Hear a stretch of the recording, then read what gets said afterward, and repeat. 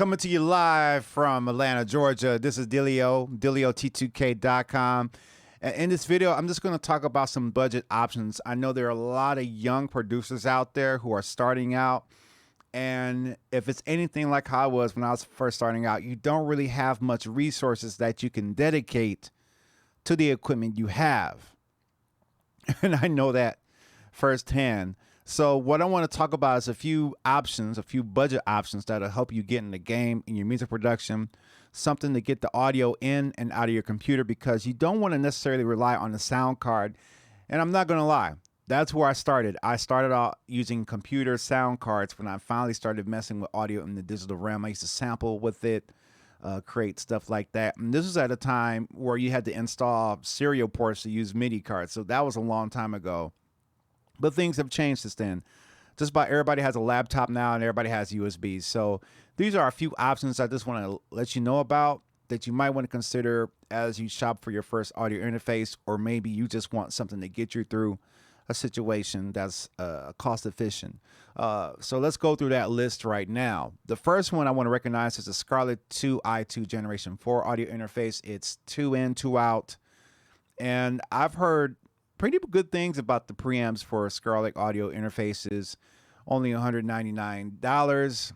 That's sort of pushing it to me when you're talking budget, but you do get, that's where you're crossing over into finally making your first investment in your music production career, or whatever you want to use. Typically, if I were to advise someone starting out, I would advise them on something like that. We also have the Shure Motiv, which is $99.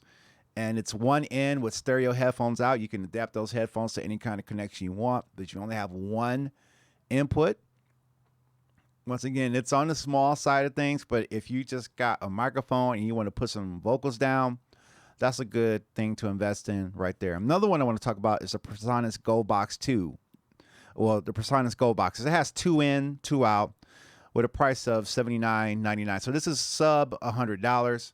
And I think, here's the thing, like, I love Presonus hardware. I use Presonus hardware. It sits in my rack, and I don't really have too many problems with it.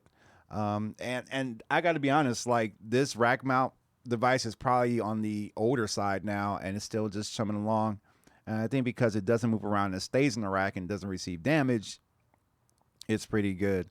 And it has a great loop-in feature. So I do like the Presonus Gold Box. Another device I want to talk about is Native Instruments Complete Audio, which is only $89.99. Native Instruments has some hardware. I'm not going to lie. Native Instruments will hit you with some nice hardware. I've spent many years talking about their machine platform, which is unrelated to this video. But one thing I can say with Native Instruments is that they're pretty good on their hardware. And I don't think you'll be disappointed with the Native Instruments Complete Audio, which is probably 1 in, I think 2 out. Another device that I want to recognize is the M Audio Air. M Audio and me go way back, pretty much. And the thing is with M Audio products, like, I use them so much to where I wore them out.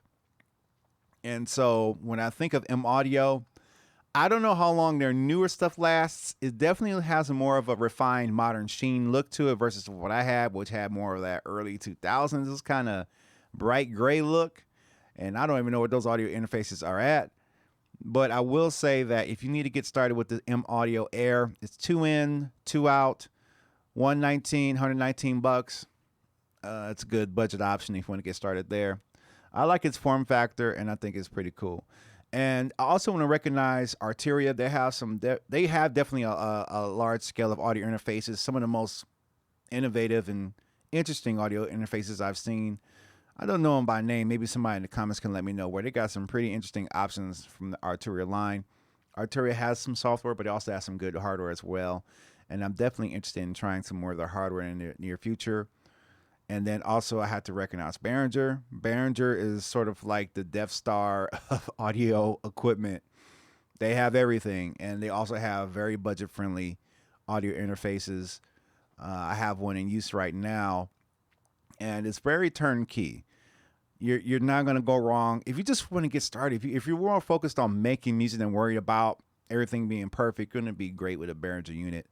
right there. So those are some budget options that I just want to recognize that maybe you want to check out for your first audio interface. Typically, when you're dealing with a budget situation and you don't have a lot of money to spend for that purpose, these are some options that you can try out. So let me know what you think in the comments below. You're watching Dilio. I'm Dilio. Visit my website, DilioT2K.com. Check out the products on there, and I'll see you guys in the next video. Peace out.